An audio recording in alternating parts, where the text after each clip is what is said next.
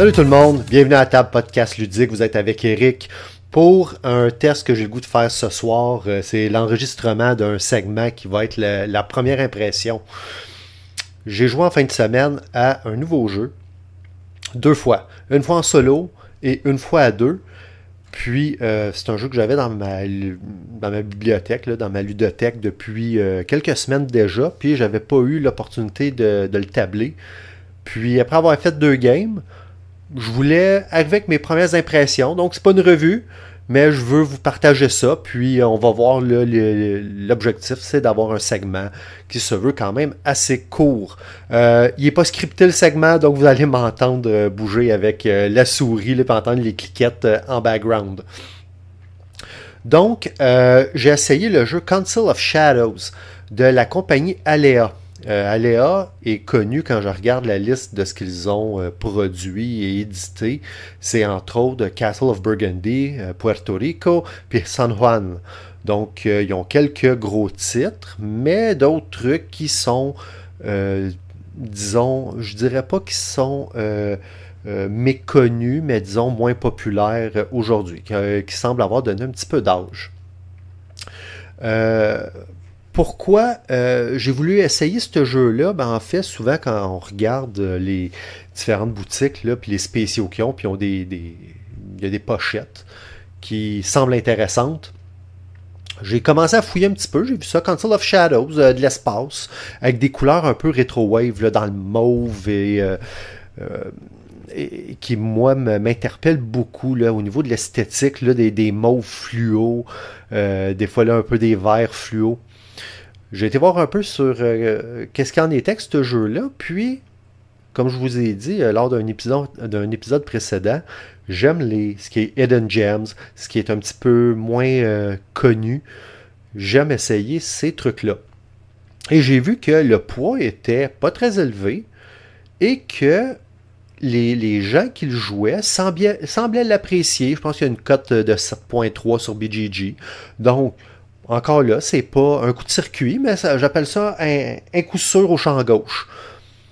Ma boutique de référence l'avait en spécial, et donc j'ai été me le procurer. Basé strictement sur quelques phrases luciées là sur à côté des cotes là, BGG, puis sur l'esthétique de ce que je voyais là, au niveau des photos. Et donc, le but du jeu, c'est une course, donc c'est sous un esthétique de space opéra, donc à travers l'univers, des galaxies, des systèmes solaires, des planètes, la colonisation de planètes étrangères. Sous cette esthétique-là, c'est essentiellement une course au point. Les mécaniques principales du jeu, on aura du hand management, donc d'avoir une série de cartes en main et de décider quoi faire avec. Certains diront qu'il y a des éléments de deck builder parce qu'on peut aller chercher des cartes dans un magasin. Par contre, il n'y a pas de deck. Toutes les cartes sont toujours disponibles en main. Donc pour moi, c'est plus un jeu de hand management, de savoir qu'est-ce qu'on va jouer et dans quel ordre. Ces cartes-là serviront pour la deuxième mécanique. C'est un jeu de programmation. Donc, on a un tableau devant nous de 3 cases. On doit décider de comment on joue notre main. Donc, on joue 3 cartes. Ces cartes-là ont des valeurs de consommation d'énergie qui servira à monter un pion là, sur une piste pour pouvoir après ça activer les différentes actions. Il y a des mécaniques de majorité de territoire, area majority, donc il y aura de courser avec ses adversaires pour pouvoir mettre plus de colonies sur les différents systèmes solaires et dans les différentes galaxies, de façon à pouvoir, à certains moments clés de la partie, scorer des points. Il y a, et ça c'est très particulier, c'est que la gestion de l'ordre du tour, on a déjà vu ça dans des jeux, exemple, je l'ai vu, le premier exemple qui me vient en tête, c'est Darwin Journey, où il y a une place très particulière où on peut aller mettre un travailleur, qui est la place habituelle et très générique de la banque, là on fait quelques sous, mais aussi qui va nous permettre de dire, en ordre de ceux qui auront été mettre là des travailleurs, de changer l'ordre du tour, mais souvent ça va se faire à la fin du round, et on va réordonner l'ordre de tour des joueurs pour le round à venir. Dans ce jeu-là, La réévaluation se fait en milieu de round, qui est très particulier. Donc, on finit le round dans un ordre précis et on le recommence dans cette même ordre de joueurs-là pour que, suivant certains protocoles, c'est un jeu qui est quand même assez protocolaire, et on va aller modifier l'ordre du tour. Donc, c'est rien de très magnifique, mais c'est une curveball qui est différente. Et il y a aussi des mécaniques de développement de plateau personnel, donc via un système d'économie très simple à 3 couleurs de gemmes là, ou de cristaux. On pourra acheter jusqu'à 13 éléments de développement sur son plateau personnel. Si on regarde l'élément différenciateur de ce jeu-là, c'est que c'est un jeu à double piste. Il y a la stratégie de consommation d'énergie, ce qu'on va appeler là, les icônes ronds, et il y a ce qui va devenir essentiellement les points de victoire, qui est les points d'énergie, donc pas de consommation, mais essentiellement ce qu'on va aller récolter.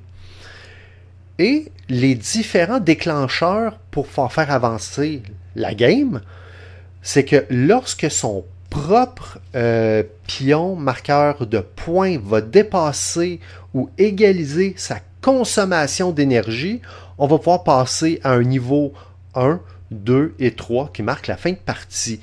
Ainsi, qu'est-ce que ça veut dire? C'est que son trigger, son déclencheur de changement d'état, on va dire de l'état de 0 à 1, à 2, à 3, mais il n'est pas défini par quelqu'un d'autre autour de la table, mais par sa propre façon de jouer.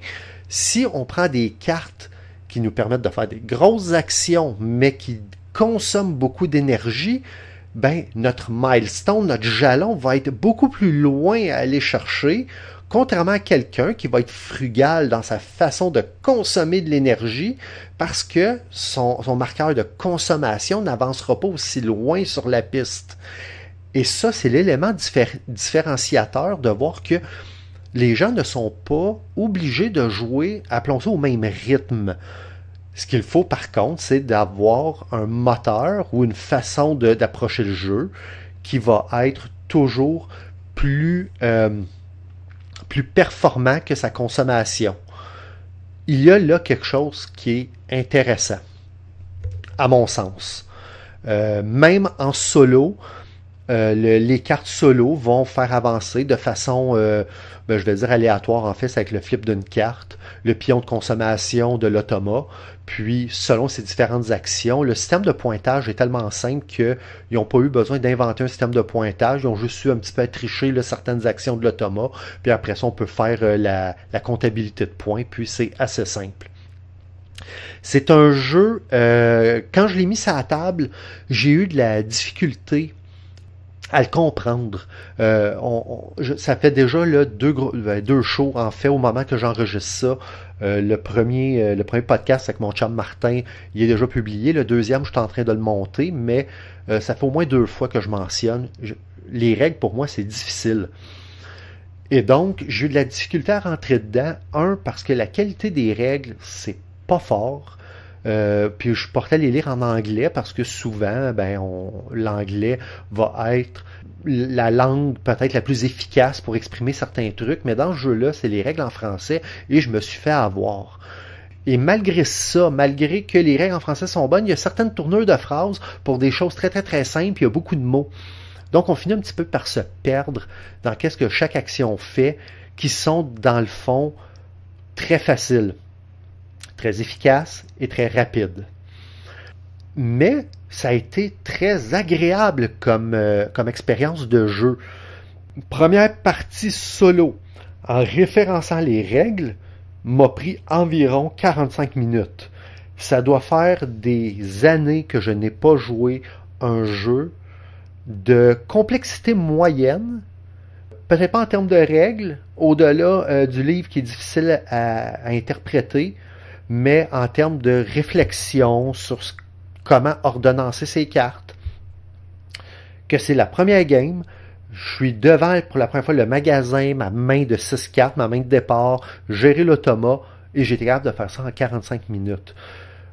Ça me donne l'impression d'un jeu qui se veut un medium weight, ce que j'ai lu dernièrement, là, ce qu'ils appellent des lunch table games. Ça veut dire des jeux qu'on peut tabler avec des collègues de travail sur l'heure du dîner. C'est tout le monde connaît les règles, tu manges ta sandwich, tu vas dans la salle commune, tu l'installes, tu le joues, tu le râpes dans la boîte en dedans d'une heure. C'est l'impression que ça donne, et donc ça peut donner un jeu de fin de soirée, si vous ne voulez pas l'amener au travail, ça peut donner un jeu de fin de soirée qui s'allongera pas, qui va se jouer rapidement, qui va vous donner un buzz de gamer sans vous brûler le cerveau, puis sans prendre toute votre soirée. Par contre, c'est un jeu que j'ai trouvé un peu répétitif. Malgré que c'est un jeu de programmation, puis là, évidemment, je vous ai pas le but, c'est une première impression, là, c'est pas un review complet, donc il y a une question de cartes qui glissent, que bon ben le moteur il y a une partie fixe.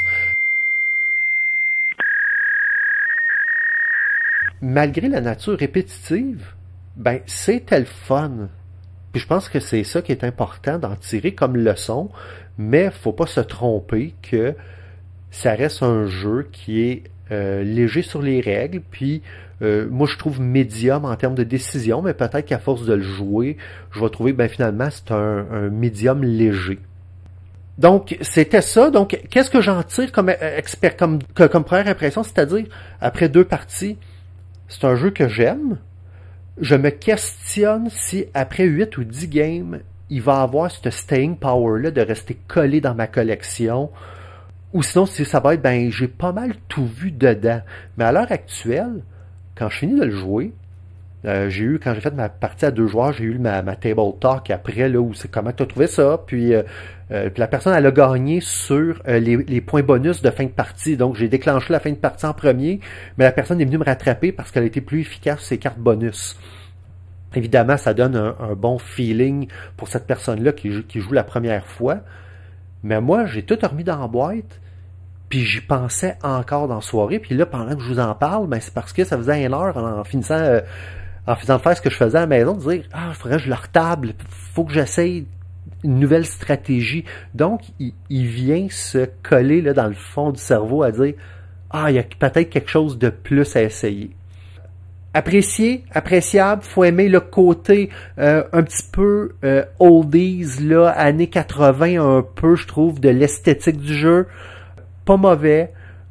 Si juste avec ce que je vous ai dit là, ça vous donne le goût d'aller cliquer dessus là, puis d'aller fouiller un peu, pour le moment, en première impression, ma recommandation serait oui, à rabais. Je ne paierai pas 60 pour ça, mais si vous êtes capable de le trouver sur Marketplace, si vous êtes capable de le trouver à votre boutique préférée à un prix à rabais, ben je pense que ça peut être intéressant. Donc c'était ça pour mon premier essai de première impression à table podcast ludique. On se revoit bientôt. Salut là.